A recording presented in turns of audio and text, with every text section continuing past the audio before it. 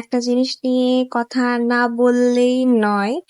And মানে আপনারাই দেখেন আসলে কি নিয়ে আমি কথা বলতে চাচ্ছি।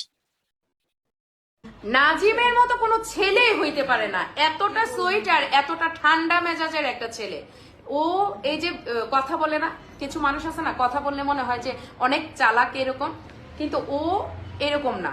আমি আজকে সারাটা দিনে যতটুকু বুঝলাম, ইভেন তোমাদের ভাইয়া সেও কিন্তু বলতেছে আসলে ও খুবই নম্র ভদ্র একটা ছেলে, কথা কম বলে, মানে অত কিছু বুঝে না।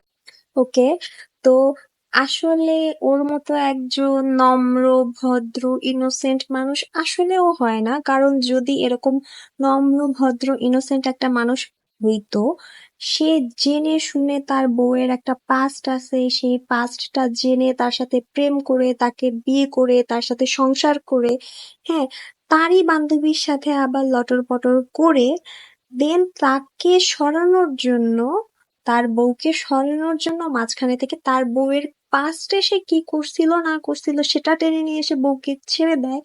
সে আসলেও একজন ইনোসেন্ট মানুষ, and এইসব ইনোসেন্ট অ্যান্ড নম্র ভদ্র লেজ বিশিষ্ট শয়তানকে জুতা দিয়ে বানানো উচিত, জাস্ট জুতা দিয়ে।